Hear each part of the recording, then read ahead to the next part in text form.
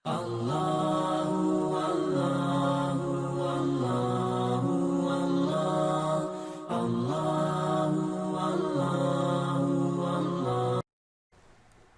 علیکم ورحمت الله وبرکاتو. زه دولت خان عمري ستاسو په خدمت کې ور بیا حاضر یم د نوي کلاس سره. نن موږ ته 26م کلاس دی.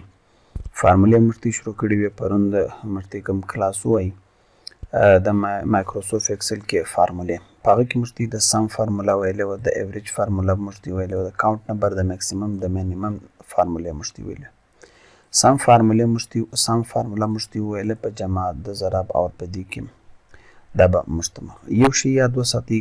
موږ ته نمبرونه چې دي ګوره دا موږ ته 12 10 یا 5 هر څو چې دي د دې یوه طریقه دا وه موږ ته پرون وویله چې ته په کومه خانه کې ولاړ د دې ځای څخه د فارموله ټایپ کولی سې. فارموله د ټایپ کېدو دپاره به اول واره د ایکول ساین وایي، بیا به د سم او بیا به د هغه بعد د سم څخه بریکټ سټارټ، بیا چې دا کومې خانې ته ورکوې دا ګرد خانې ته ورکړه، د هغه بعد یې انټر کړه، بیا به د هغه اصل دله راولي.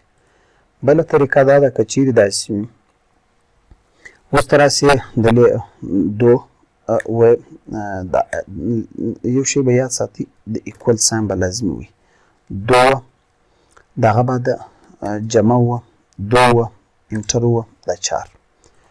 دا په طریقه باندې هم ته جمع منفي کولی سي. دا هم کولی سي چې ته راسې دو وه جمع ایکول ساین دو جمع 10 منفي 2 دغه رنګه ورکه زه انټر کړم 10 جواب راځي. دغه رنګه اوس ته د خپلې مرضي یې ته که هر څو دقیقې مثال 25 تقسیم ساین و یا 24 تقسیم 2 انټر یې کړه 12 راځي. صحیح شو؟ یعنې 24 چې پر 2 باندې تقسیم کړې دغه رنګه راځي 12. دا ته د خپلې مرضۍ څخه فارموله ته ورکولی سې. تئیس جمع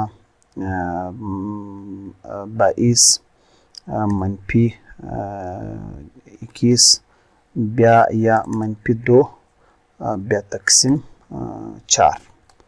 دا رنګه ته د خپلې مرضۍ څخه چې هر ساین ورکوې ته دغه ځایګي څخه ته ورکولی سې. د دې ساین جواب راغلی ده.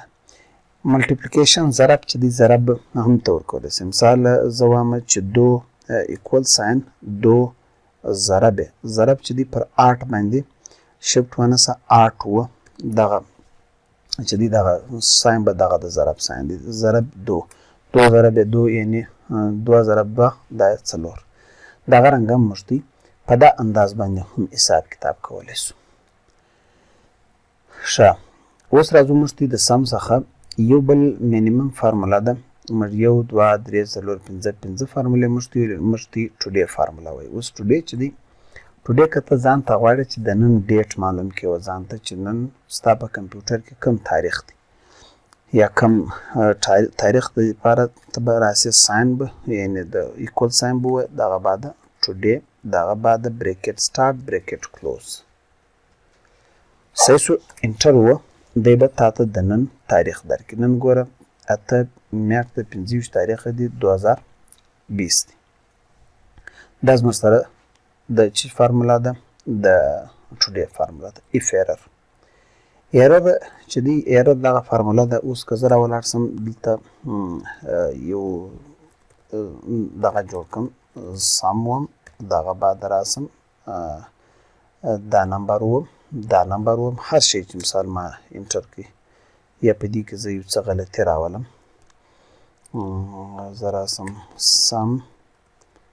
سم بیا دغه بعد دا ساین راولم. مثال کې طور پر دا اوس ګوره دا فارموله کې دا غلطي راغلي. دا کوم فارموله چې راسي په دې کې غلطي راسي دغه اوس دا خانه ده.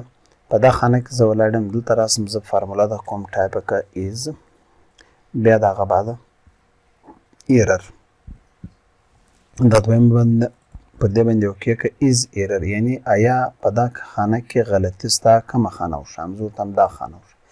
په دا خانه کې غلطي ستا ته چې ووایې د فاز یعنې په دې خانه کې غلطي نشته. فاز معنا غلط. که چیرې یعنې غلطي کې وه نو بیا به دلته ټرو لیکل کېدی. څرنګه اوس راسه زه په دې کې ولیکم چې ایز ایرر. اوس ما ایز ایرر وایي په دې دا خانه ما ورته ټایپ کړه اوکې کړه true د په دا خانه کې واقعي هم غلطي شته.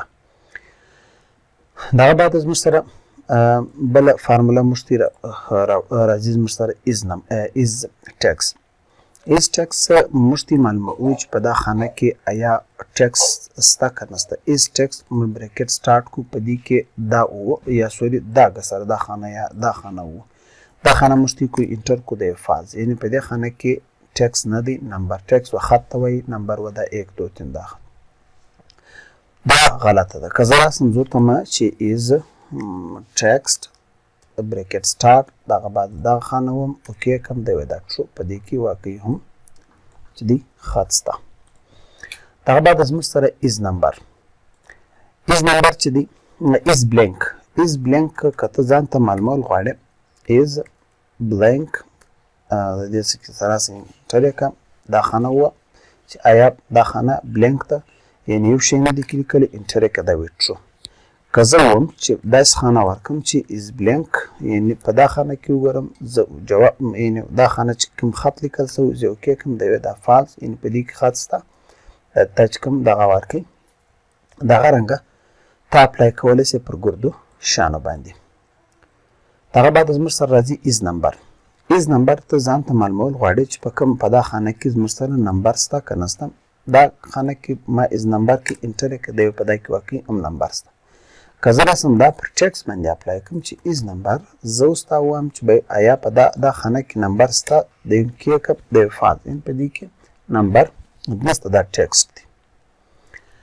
is odd که ته ځان ته معلومول غواړې دلته غټ رقم لیکلی دی هر څو چې لیکلی دی اوس دا خانه کې لیکلی دی دا خانه غټ ټیکس لیکلی دی زه اوس غواړم چې دا ځان ته معلوم کړم چې آیا دا واقعي په دې کې دا تاک نمبر دی که جفت نمبر دی. لازمي نه ده چې غټ نمبر دی کوچنی نمبر ته لیکې مثال 3 نمبر ولیکه 4 نمبر ولیکه او سره 5 ولیکه یا 10 ولیکه هر څو چې لیکې. اوس زه غواړم چې زه معلوم کړم ځان ته چې آیا په دا خانه کې یا په دا خانو کې دا جفت عدد موجود دی که تاک عدد موجود دی. تاک و جفت معلومول زه راسم که زه غواړم چې زه ورته چې دا is odd آیا دا odd نمبر دی انټر یې کړه true دی وایي دا واقعي odd دی. odd معنا تاک نمبر دی. که زه ورته وایم چې is odd زه ورته وایم دا تاک دی انټر یې کړم اوکې که دی دا فاز یعنې دا جفت عدد دی.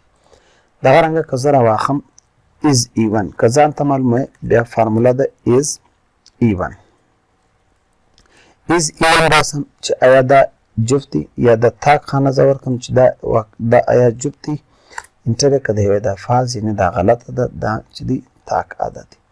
دغه رنګه دا فارموله تی په خپل مختلف مقصدو دپاره استعمالولی شي.